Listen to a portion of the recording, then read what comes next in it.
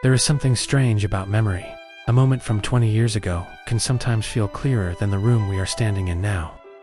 We may remember the light entering an old window, the texture of a wooden desk, the sound of footsteps in a distant hallway, or the exact feeling of an ordinary afternoon.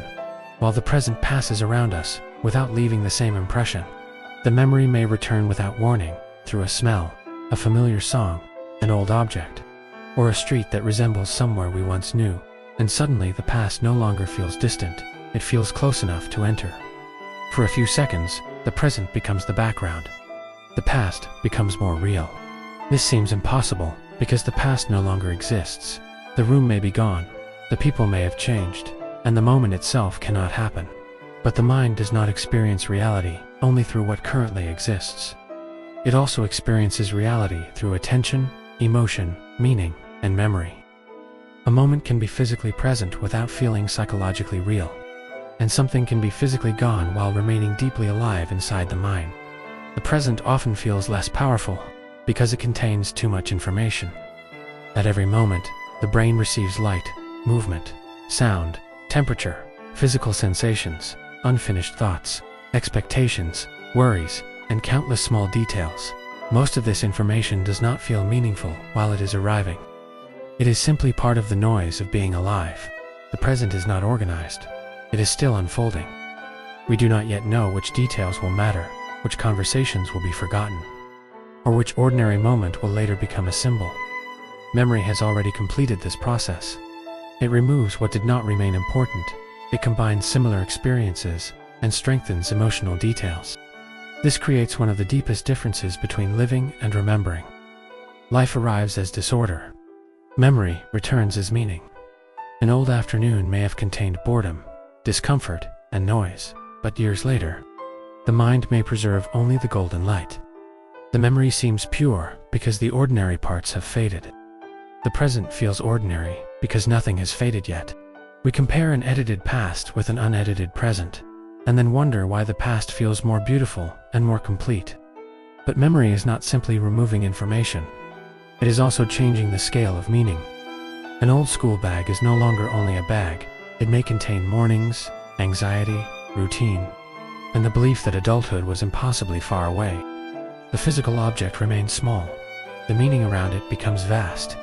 This is why memory can make simple things feel almost sacred. It is not the object itself that became powerful, but everything the mind attached.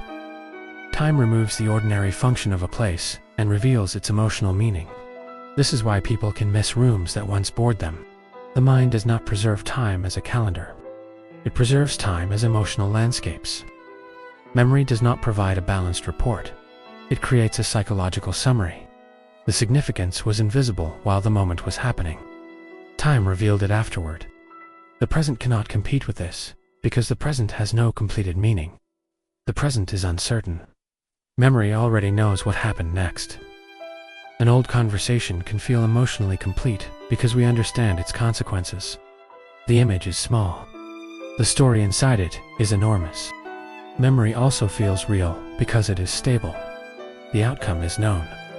This gives the past a kind of emotional solidity. Memory gives us a world whose ending has already been written. But the stability of memory can be misleading. The memory may feel like a recording, but it behaves more like a reconstruction. Small details can change, and feelings from later years influence it. This is why old memories can feel dreamlike without feeling unreal. They are made from reality, but they have been softened and compressed. We remember the past to understand who we are. Certain memories become evidence that we were once different. Returning to a memory can feel like meeting someone familiar who cannot return. The person inside the memory is us. Distance creates patterns. The present hides patterns because we are standing too close. Memory creates distance, and distance turns fragments into a shape. The past seems intense because only its strongest parts remain visible. The present seems weak because we are experiencing all of it. The remembered world is real, but it is also concentrated.